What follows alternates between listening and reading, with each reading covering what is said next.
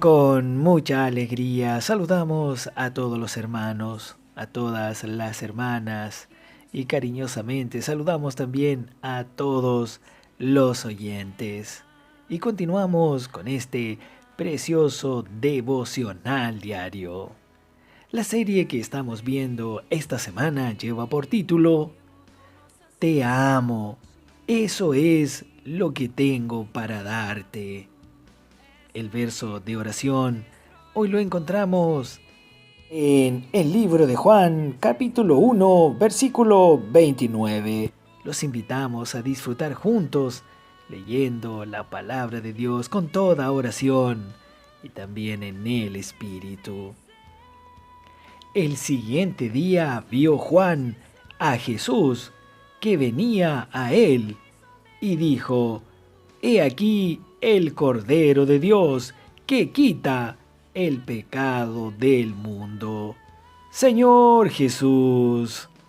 El siguiente día vio Juan. Alabado sea Dios, porque vio Juan a Jesús. Hoy también nosotros somos agradecidos porque podemos ver al Señor Jesús. Le alabamos, oh Padre Celestial, le alabamos y le bendecimos. A usted damos toda la honra y damos toda la gloria, porque usted abrió nuestros ojos para poder ver al Señor, para poder ver que ahí viene el Cordero de Dios, que quita nuestro pecado, que quita y nos lava de toda impureza y de toda maldad. Señor Jesús, le invocamos y oramos para que su nombre sea santificado en nosotros. Gracias por darnos su palabra una vez más. Hoy presentamos Ser libres de nuestra propia religión. A lo largo de los capítulos de Juan, hemos visto cómo la religión se interpuso en el camino del Señor, cómo la religión se interpone también en nuestro camino.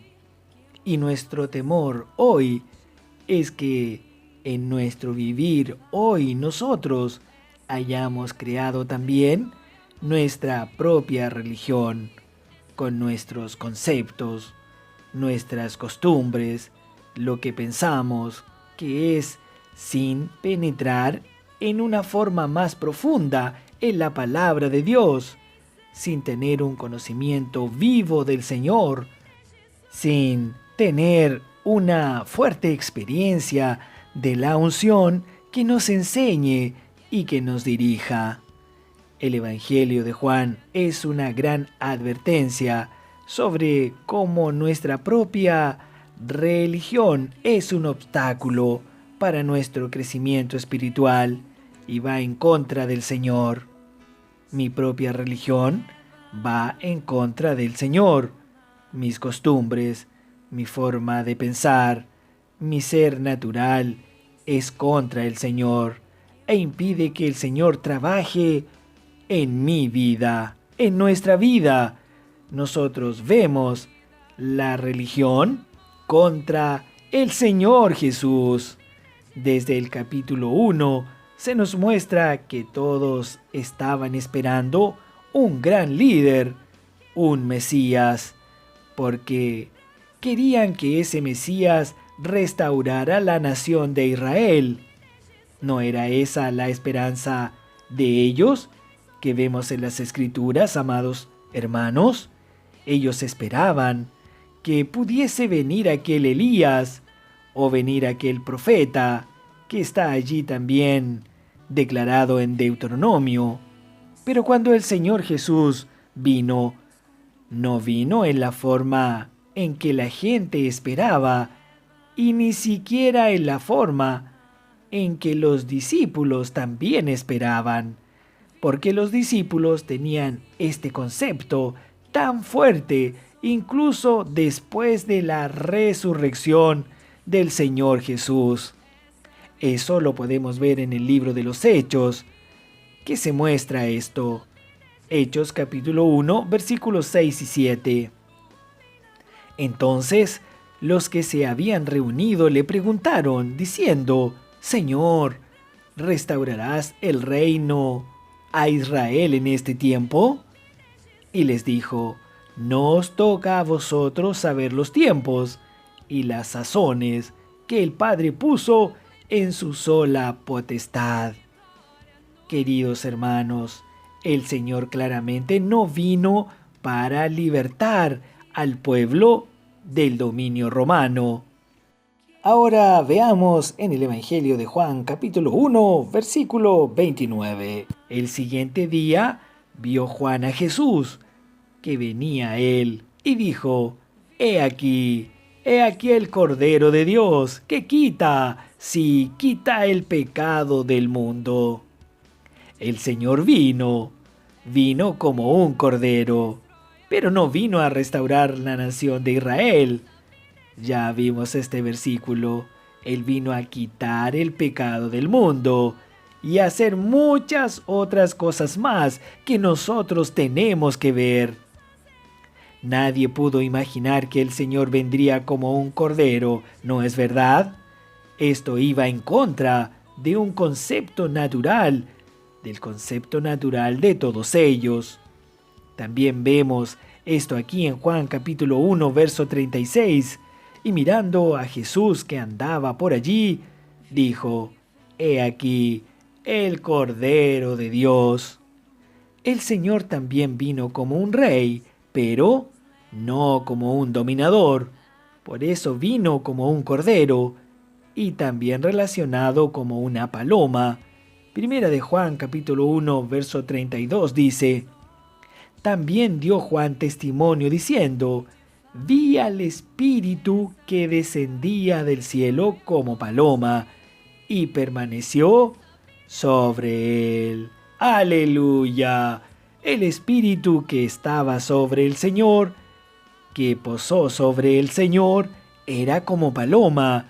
Y podemos ver que el Señor en esta tierra actuó también como una paloma. El verso 33 y 34. Y yo no le conocía, pero el que me envió a bautizar con agua, aquel me dijo: sobre quien veas descender el Espíritu y que permanece sobre él, ese es el que bautiza con el Espíritu Santo. Y yo le vi y he dado testimonio de que este es el Hijo de Dios, Señor Jesús.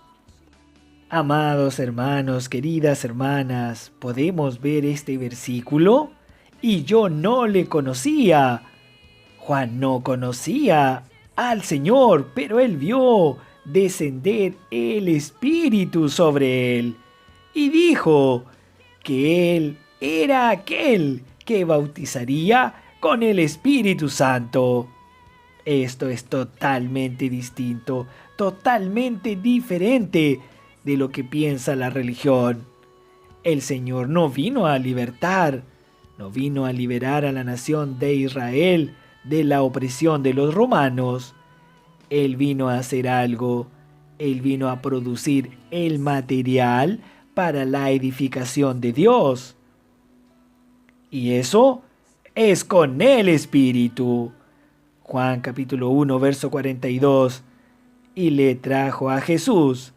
Y mirándole Jesús dijo: Tú eres Simón, hijo de Jonás. Tú serás llamado Cefas, que quiere decir Pedro. Pedro es una piedrecita. ¿Y eso para qué sirve? Pues es el material para la construcción. ¿Ven esto, queridos hermanos?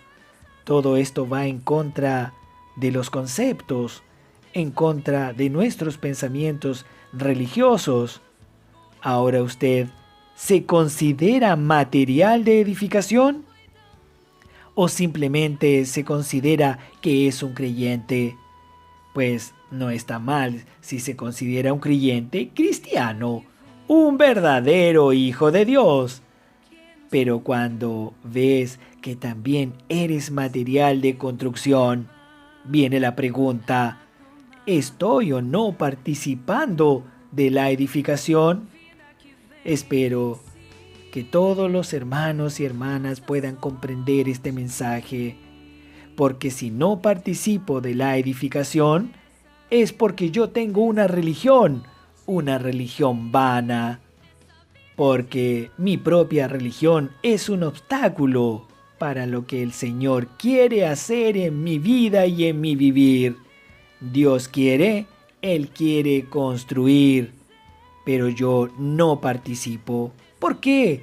Porque yo tengo mi propia manera, mi propia forma de hacer las cosas, mi propia manera de mirar todo. Entonces tengo mi propia religión. Amados hermanos, queridas hermanas, queridos auditores, ¿qué tenemos que hacer? Tenemos que orar, tenemos que rogar al Señor que todos podamos ser iluminados con esta palabra. Que el Señor nos libre de nuestros conceptos y nos dé un corazón simple, un corazón bondadoso, un corazón como el de un cordero, simple y sencillo como una paloma. Así, y sólo así podremos ver lo que el Señor quiere que veamos, ahora en el fin de los tiempos. Porque si somos ese material de edificación, no solo edificaremos la iglesia, no solo haremos lo que el Señor quiere que hagamos, sino también nuestra familia será edificada. Los que estén a nuestro alrededor verán lo que estamos haciendo. ¡Aleluya! Alabamos al Señor por su preciosa palabra de hoy. Hasta aquí hemos llegado. Mañana continuaremos con este precioso mensaje. Rogamos que todos tengan un día lleno de alegría y también lleno de felicidad en la palabra, en la presencia de nuestro amado Señor, y un día también colmado de muchas bendiciones. Amén.